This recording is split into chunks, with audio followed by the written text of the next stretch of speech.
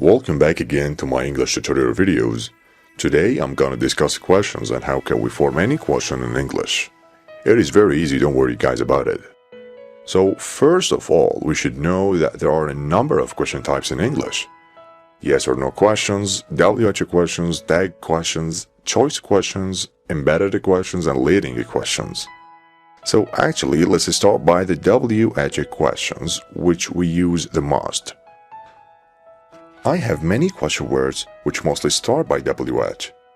For example, if I want to ask about a person, I use who.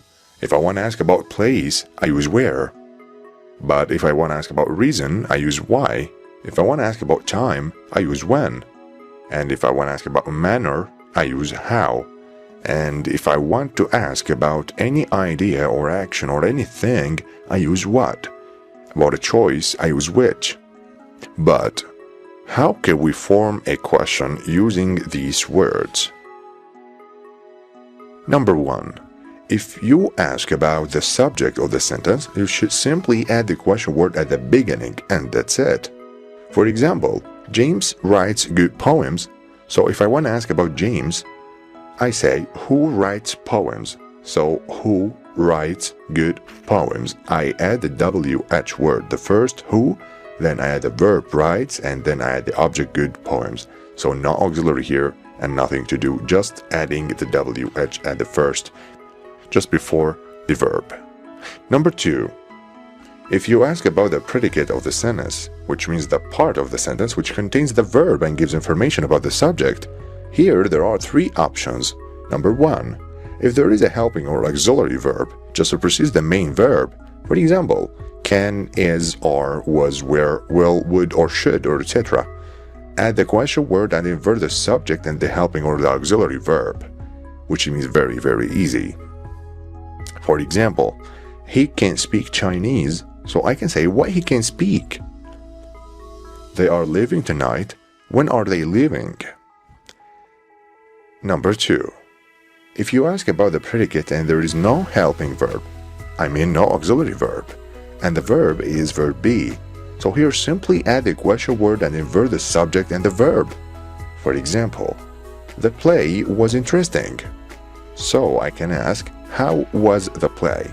So here I add the question word at the first, after that I just invert the subject and the verb be, so how was the play? Number 3. If there is no helping verb in the predicate and the main verb is not verb be, so here I should add the auxiliary do in appropriate form. For example, they go to the movies every Saturday. So I can ask here, where do they go every Saturday? I add the WH word at the first, then I add the auxiliary do, after that I add the subject and then the verb 0, and the rest of my sentence in the end. Another example about that, if I say, he wakes up early. So here, what I can say? Good job. When does he wake up? Another example. They sent a letter. So what can I ask here, guys? Great. What did they send? Amazing. Here I add the WH word at the first. After that the do in appropriate form, which is the past. And then the subject, and after that the verb 0 form. Very good. So in conclusion, if I want to actually make some steps or some tips in order to memorize it easily, if you want to ask about the subject of the sentence, just add the WH word at the first and then continue with the verb easily. However, if you want to ask about the predicate of the sentence, use this form if it's not verb be, the WH, then verb do in appropriate form, after that the subject, and then the verb in 0 form, and then the rest of your sentence. If we go to other part of video about objective questions and what is the difference between the subjective questions and the objective questions if I want to ask about the person. For example, I go with Mr. Smith. The subject is I and the object is Mr. Smith. So in both cases I'm gonna ask about the person, so I'm gonna use the WH who. So what is the difference here between asking about me, which is I as the subject, and asking about Mr. Smith here, which is the object? So as we can remember, if I want to ask about the subject, I just add the WH word just before the verb. For example, if I want to ask about me here, which I go with Mr. Smith, so I say, who goes with Mr. Smith? So here, I'm just adding the WH just before the verb without doing anything to the question. And now let's move about asking about the object.